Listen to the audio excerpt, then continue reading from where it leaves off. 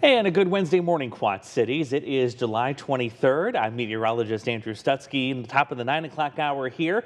Welcome in to Ask Andrew Live, another brand new episode where we talk everything weather. I take your weather-related questions and get you a solid answer. And if there's something that I need to expand on a little bit more, I'll even add it to the pile for an upcoming episode of Ask Andrew during Good Morning Quad Cities. Welcome aboard. I hope you are staying cool in this excessive heat and humidity. It's been a little brutal outside. We're going to talk more about that. We're also discussing cloud seeding today and the two questions we had this week. One dealing with why does the size of the moon appear to be bigger this time of year versus the winter? The other question we had, of course, was related to cloud seeding. So I'll be talking about those. If you're new, welcome. If you've been with us before, welcome back.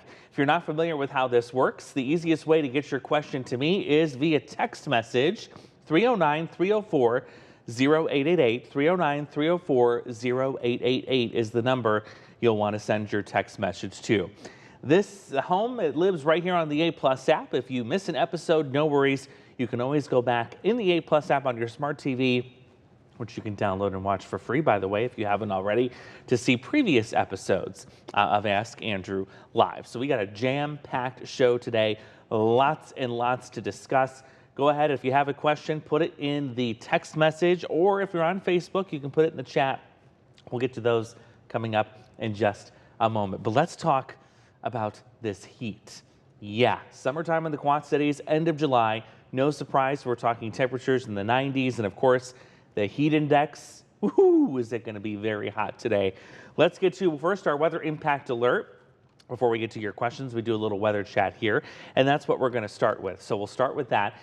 Continues today, right on through tomorrow evening, and in fact, new just in the last few minutes, we've issued another weather impact alert for later this weekend and early next week for even more heat and humidity. More on that in a second, but this is the one we have in place for right now. We are kind of just reminding you, use your common sense, your built-in thought common sense mechanisms. Limit your time outside. If you have to work outside, God bless our postal carriers, our UPS men and women, our FedEx men and women, everybody else, DHL, the speedy folks, everybody who's outside working today. If you can, maybe leave a little cooler with some ice and some bottled water on your porch if you know you're anticipating a package or mail today. I'm sure your mailmen and mailwomen would appreciate that. Those are the folks that have to really pay attention to what their body is telling them. Folks in construction, our first responders, firefighters, police officers, things like that, really have to be smart about how they're performing their duties today. So we have a heat advisory in place for everyone. This goes until 7 o'clock on Thursday. Feels like temperatures will range between 100 and 110 degrees at times. And there are some smaller hometowns, especially if you're in a town surrounded by a cornfield, and I mean a big cornfield, where you could see that heat index push past 110 degrees at times as we go into the afternoon. So just using caution, staying hydrated, taking breaks in the shade. Don't forget about your pets, by the way. Walks should be limited to very early in the morning, first thing, or in the case of Cooper and I, we have to do our walk really late in the evening. Right around bedtime. So keep that in mind too. We had a couple of showers and thunderstorms we were tracking Illinois side this morning. A couple of those moving through Prophetstown. We had some in Clinton. We also had some into Savannah and Tampico and Kalita and the Milledgeville, Prophetstown, as I said earlier there. But now it's nothing but sunshine. And skies are clearing out and temperatures are heating up. Look at this, 83, but it feels like 92 degrees. And it is only 9:04. in the morning. We have a lot more sunshine and a lot more heat to go. We're already starting to see the mid 80s work into our southwest. Look at Tipton, for example, 86 at this hour. Look at the feels like temperature in Tipton, almost 100 degrees, 93 in Geneseo, 91 in Clinton, 94 in Macomb. These numbers are climbing, and they are climbing quickly. So it's not going to take long to get those temperatures well into the 90s this afternoon. Now, this morning's showers and thunderstorms were caused by this area of low pressure currently moving through parts of southern Wisconsin. That's moving out. Behind it, a lot of sinking air Not much lift going on with this front at the moment. So our skies will remain clear and will remain quiet as we head into this afternoon. Let's talk heat, then we'll talk storms, because we do have some storms on the way tomorrow that will kind of give us a break from this heat. Heat first. Here's your feels like temperatures today, low 100s or so. And we're going to get a break from this as we go into tomorrow, especially if you're north of the Quad Cities. That's where we'll start to see some of those cooler readings with some showers and thunderstorms coming in at times. But we're going to go right back into the heat zone, especially once we get to the upcoming weekend. In fact, take a look at this, plotting all the way through next Monday, what the temperatures and the feels like temperatures are going to do. Here we go, again, seeing that step up on Sunday into Monday. In fact, Monday may very well be even worse than what we're getting today, by all indications. Looking at the amount of moisture that's coming in here. So Friday and Saturday are the two relatively comfortable days we're going to get, and then we're right back in the oven for Sunday into Monday with all that high heat and all that high humidity. We'll talk about that humidity, by the way, in just a second. If you're wondering how humid it's been, how unusually humid it's been, well, it ranks up there. We'll talk about it again coming up in just a moment. Let's now switch gears to storms and start talking about those. No worries for severe weather today. Tomorrow we have a low risk here. This is a 1 out of 5 for all hometowns. This will be for the afternoon and the evening. And the main threat with those storms is just going to be wind. With all this moisture sitting around, as the rain cooled air rushes down to the ground, that could bring wind gusts up to 60 miles per hour or so. Not really concerned with the tornado threat tomorrow. Not seeing that materialize. Not really concerned about a flash flood threat tomorrow either, because these storms are going to be moving. They will not be building over the same area over and over again. So wind is going to be our primary driver as we go into storms for tomorrow afternoon. How about a first look at the high resolution future track? We'll put that into motion, timing out the showers and thunderstorms. Again, we're not going to really see anything today, so I'm going to skip over that, and I'm going to go right into our Thursday here. So we're going to kind of play with this on the fly. And let me see if I can back that up. This is where I want to go. So I want to start tomorrow morning right here at about 6:30 in the morning. There is likely going to be a complex of showers and thunderstorms to our northwest that will be decaying as it reaches our region here. One or two of those possible tomorrow morning, nothing severe there. But once that wave moves through and we get a little clearing here for the afternoon, there you see wave number 2 coming in with those scattered thunderstorms once we reach 2-3 o'clock in the afternoon tomorrow. And then we progress this further into the evening. Here we go, 4 or 5 o'clock. Some really good, robust storm development, especially south of Interstate 80. Now, the placement of all this can still change. So it doesn't mean that areas south are going to get hammered with what you're seeing here. But the trend is we're going to see an uptick in the storm coverage and intensity as we go through tomorrow evening. And there you see that wave then working off to the east later Thursday. We'll have another wave coming in on Friday that could potentially give us another round of some scattered thunderstorms. So again, at least with this wave, its wind is the main threat. We're not expecting a ton of rainfall out of this. Storms will be moving, so that's some good news if you're worried about any flooding potential. All right, so how about the rankings? How humid has this summer been so far? Because it feels like it's been oppressively humid, and you are so right. So these are the most humid summers in the Quad Cities from June 1st, which is the start of meteorological summer, all the way through 2 days ago when I pulled this data. It ranks second. 2025 is the second most humid summer on record as of 2 days ago. And look how close we are to the actual top spot in 2010, 65.6 degrees. We're only 0.5 of a degree away from the most humid summer on record in the Quad Cities. That is quite amazing indeed. And we'll continue tracking that because summer does not officially come to an end until September 1st, at least for meteorological summers. So we still have time for that number to get even higher. Let's go to the 8-day and talk about that next weather impact alert. Okay, so that's going to be coming in for Sunday into Monday. It's the same story as what's going on right now. I just showed you those heat index numbers getting well into the 100s again, low 90s for actual temperatures. And there'll be some good clusters of showers and storms once the heat breaks down later next week. And once we get into that first part of August, so this 2-week tracker is going to take you to about August 8th. And you're seeing right there, once we get to about Wednesday, which would be right there, I would say about the 30th of August there. You see, excuse me, this takes you to August 5th, I should say. Right when we get to about August or July 30th and into the first few days of August, that's when we're going to start to see some of that cooler air work its way back in. So we just have to hang on for a little bit while longer. There will be some relief coming our way, but we are going to have to wait a little while for that to come in. Until then, yeah, just have to be smart about what we're doing outside, making sure we're taking the breaks in the shade and also pacing ourselves when it comes to doing work outside. Lots of weather going on, that is for sure. Let's go over a couple of our questions that we had this week for Ask Andrew. Let's start with an easy lift because the one we had this morning was quite a heavy lift and it's going to take quite an explanation here and then we'll get to your questions. So the one I had earlier this week was asking, why does the moon appear so much larger on the horizon this time of year than it does any other time of the year, especially in the winter? So let's break this down. During the summer months that we're in right now, the full moon, it never really gets far above the horizon. It's opposite of the sun. During the summer months, the sun has a very high angle in our sky. That's why it's so powerful, and that's why it's the warmest time of the year. The moon is opposite. The moon actually has the lowest angle during the summer months, and it has the highest angle during the winter months. So because of that low angle during the summer, it looks huge, really huge on the horizon. It also looks a little bit more colorful too, because during the summer months we get some more pollutants involved in this.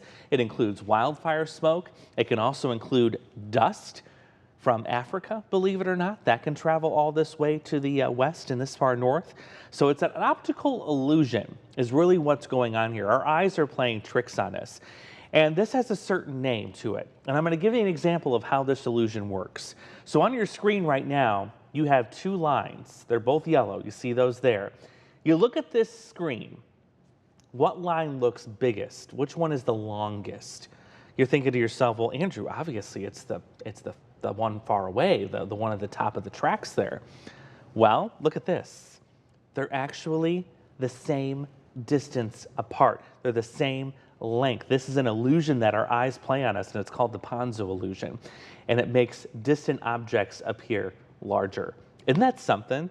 Yeah, you look at that and you swear to yourself that top line is way, way bigger than that bottom line. But no, they are the same distance. So thanks to Ponzo for discovering that optical illusion that plays tricks with our brain. Really cool question there about the moon. Our one today, it was a heavy lifter. And it involves a bit of an explanation here. So I had Tom from Milledgeville ask me, how does cloud seeding work? And is it possible to produce large amounts of rain? And he was specifically kind of tying this into what happened with the flood situation in Texas a few weeks ago, where there was a report of cloud seeding in the area just a few days before this event all unfolded and took place. It is a very, very heavy lift. So what we're going to do is we're going to take this in chunks here. So if you're not familiar with cloud seeding, yes, it does exist. Yes, it is a form of weather modification. So folks that do say, yes, weather modification exists are correct. Cloud seeding is a thing. There are companies, private companies that do cloud seeding. There's also government agencies that do cloud seeding as well. So how cloud seeding works is you have to have an existing cloud. You cannot create a cloud just by cloud seeding. You actually need a cloud that's already in the sky, already fully developed in order for this to work. So we're not creating clouds out of thin air or creating our own clouds. What we're doing is we are enhancing the clouds that already exist. Planes will fly into those clouds and they will fire with little rockets here, what we call silver iodide. And that is a compound that is very, very identical to an ice crystal or a droplet of water. Nearly the same composition. And those are the crystals that you need to grow the cloud, to promote more raindrop development, more snowflake development. It essentially allows the cloud to maximize its potential when it comes to its expansiveness or its growth. So what we're not doing is we're not producing heavier precipitation. What we're doing is we're trying to produce more widespread precipitation, whether it's rain, whether it's snow, all of the above there. So remember, we're not adding to the heaviness of the rain or the snow. We're adding to the more widespread nature of the rain and the snow. Bottom line, those silver iodide molecules, they bond to the existing water droplets, the existing ice crystals in the cloud, and they enhance the snow and the rain-making process. They're generally just trying to get more widespread coverage of the rain. So something to keep in mind, silver iodide, according to all the research that I have read and the experts that I have talked to, once it's in the air, it does not linger very long. We're talking about a short time period of maybe 30 minutes to an hour or two at most, based on everything that I've read and everybody that I've talked to. So with that, it doesn't make much sense to really connect what happened with the cloud seeding days before and then what happened in Texas days after that, because after that case, the silver iodide would no longer be in the atmosphere. It would have been rained out. And that makes sense because, again, what we're doing is we're putting this in a cloud that already exists. That same cloud is not going to be hanging around much longer. If you think about a lifespan of a cloud, it's not very long. And even a thunderstorm, it's constantly recycling and recycling and recycling a cloud. It's not using the same cloud as when it first started. So there's still some research that needs to be done on this. But yes, weather modification is real in terms of what's going on with this process here with cloud seeding. It's definitely something that's been going on for quite a while. In fact, I think this has been researched all the way back to the 1940s. It's been used by governments for even kind of giving them an edge up in wars and things like that. It's quite a fascinating topic. I still think there's more long-term studies that need to be done with this. And I've said this multiple times that, messing with a natural process, even cloud seeding, if it may seem harmless, may have some unintended consequences, not necessarily what happened in Texas, of course, but it may have some unintended longer-term consequences that we may not know about because our window of study on this thing is still pretty short. You're probably talking about less than a century worth of study. So long-term effects, I think, still very low confidence on what that's going to do. But certainly we know the short-term consequences and the short-term effects of that. And that it likely did not lead to what happened in Texas based on everything that I've read. And there's a lot of scientific agreement on that too. Of course, I'll eat a plate of crow if that is ever proven wrong by someone else with some higher credentials and a whole lot more studies. But certainly that looks to be the case right now. We can't really point to cloud seeding being the case for what happened in Texas. But this is a real thing. Yes, it is weather modification. Hopefully that helps straighten out a little bit of that. Definitely, again, as I said earlier, a very heavy lift topic to get through. But it was a fantastic question, and I'm glad that it was something I was able to bring up. And actually, I enjoyed researching that, too. I looked through a whole bunch of scholarly articles and talked to a few people that are actually in that business, listened to a few interviews from folks that work in that industry. Fascinating stuff. Again, I'm not a big fan of it personally, but I think we still need some long-term data to see what the long-term impacts of that kind of weather modification could potentially be, but very interesting nonetheless, that's for sure. We are at 9:18 here, so we're going to grab some of your questions. Hopefully that kind of sparked a little bit of conversation here this morning. You guys always have some awesome questions, and kudos to you because I'm always able to pick some really good ones out of the audience here and use them for bigger Ask Andrew segments during Good Morning Quad Cities. So we'll dive right in here. I'm going to pull up the chat right now on our Facebook page, and also our digital team is also giving me some questions to help you out with as well. And those are also located in our chat. So here we go. We'll start off with Michelle Maxfield asking, the Farmer's Almanac, do you really believe that, or is it just kind of like guessing as her grandma always used to have one? So I am not a huge fan of the Farmer's Almanac at all. I think it's a more generalized picture based on some folklore, meteorology. Sometimes you can get lucky. Sometimes they get lucky and they get the forecast or their outlook kind of very similar to what actually happened in the previous winters. But I actually did a piece on this, and I think it's at our website. I'm doing a quick search right now just to see where I kind of put on the accuracy of the Farmer's Almanac. How accurate is it? And I'm going to pull it up right now here. So I put this on WQAD.com August of last year. And what I found, I'm kind of digging through the article right now, is the accuracy is about 42%. And that is for both the Farmer's Almanac and then there's another one. There's the Old Farmer's Almanac. Kind of the same thing, two different companies. The accuracy of those is about 42%, so less than half. So I don't put much weight into the Farmer's Almanac. Again, some years you can get lucky, some years not so lucky, but I don't think I would definitely put that in high confidence. That is for sure. We have another question here coming in from Riley, who has our joke of the day. I love this so much. Why don't meteorologists trust storms is the question. And the answer is because they make up everything, including yesterday's forecast. You know, some days you win some days you lose some. She's got some good jokes there for sure, though. I love that so much. Let's see what else we have this morning.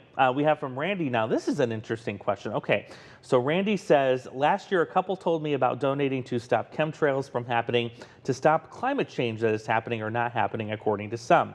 Everything that I researched about this is not true. Can you discuss this? So, chemtrails. This is a big topic on social media. Everything that I have read, everything that I have researched, everything that I know as a meteorologist, how physics work, how the atmosphere works, how chemistry works. We got to go through a ton of chemistry, by the way, just to give you some background on a meteorology degree.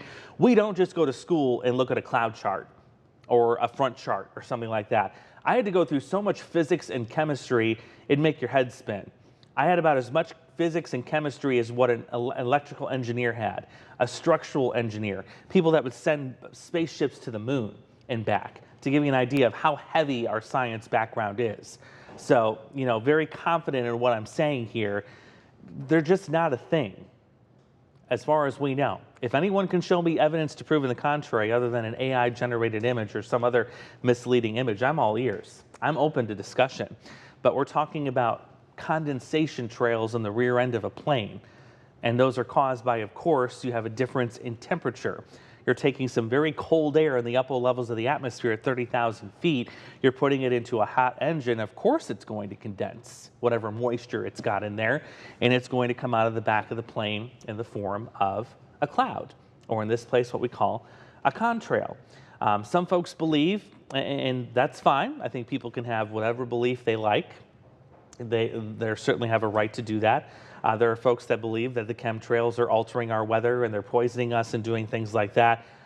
I'm just here to say I don't buy that. I'm giving you the science straight off the rails here to show you exactly what I'm talking about. So, yes, they are not real.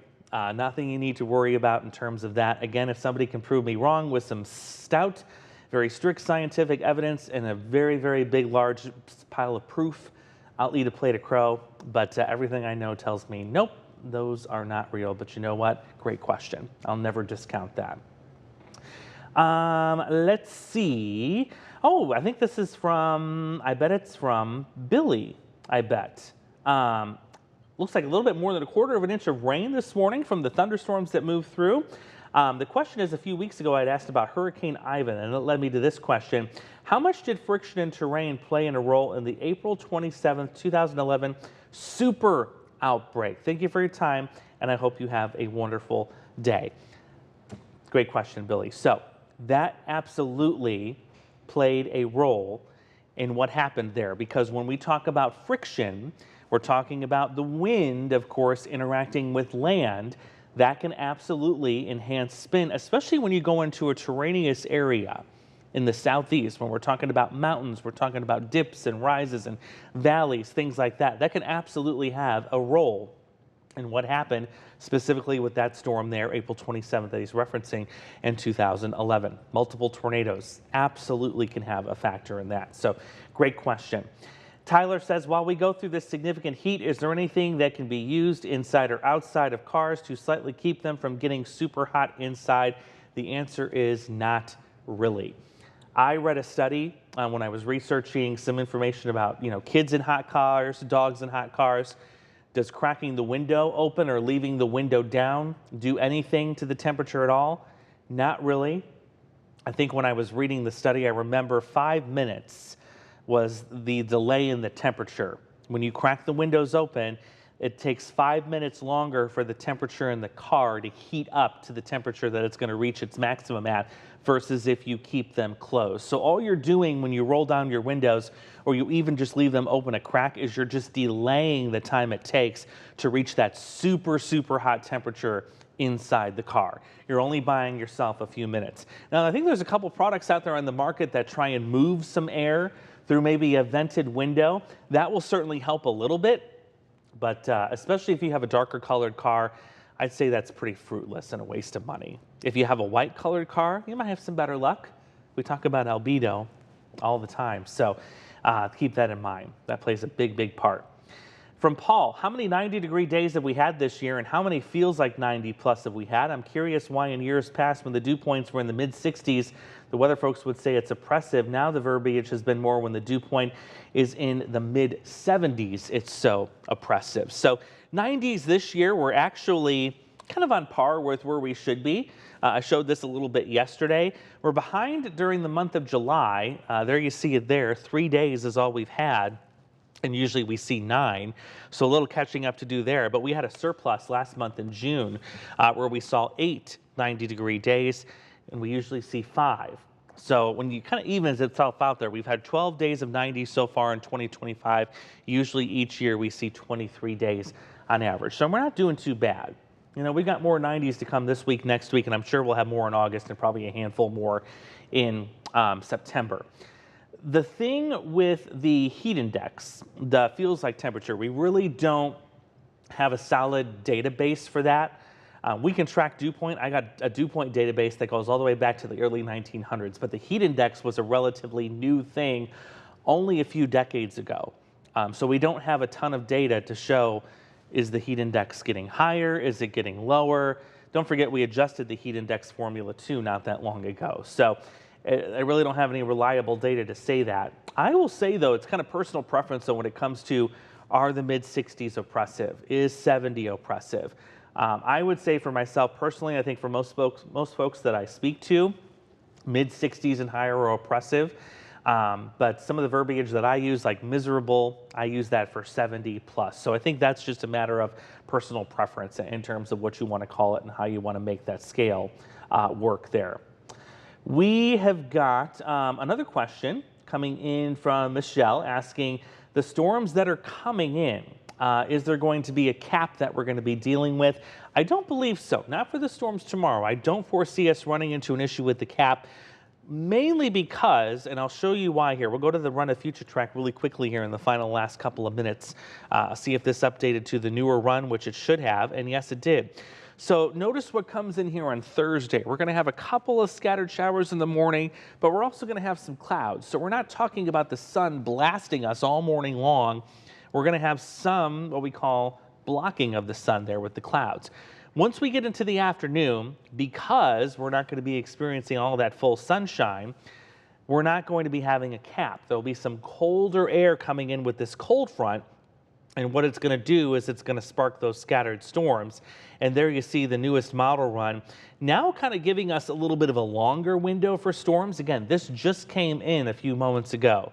It still has some scattered storm activity here in the afternoon and early evening, but it also has some new storm development pushing in from the southwest as we go into later Thursday night. So I don't believe the cap is going to be an issue on Thursday. I do believe we have a decent chance at seeing at least some good coverage of some showers and some thunderstorms. Whether we see widespread severe weather or not, that's not looking likely right now. It's only a 1 out of 5 on the threat track scale as we go into tomorrow afternoon and tomorrow evening. So we're going to continue to watch that. If it does go up or if something major changes, we'll certainly be the first to let you know, both right here on the app and, of course, on air and at WQAD.com. But right now, I'm just not too excited about severe weather threats.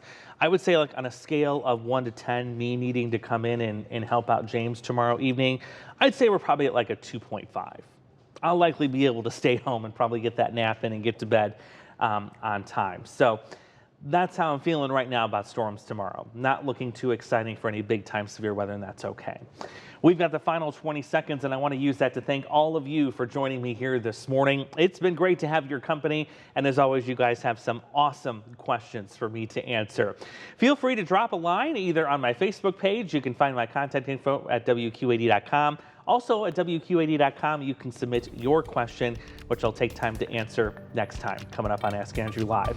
I'll see you a little bit later this morning for GMQC at 11. Have a great Wednesday and stay cool, Quad Cities.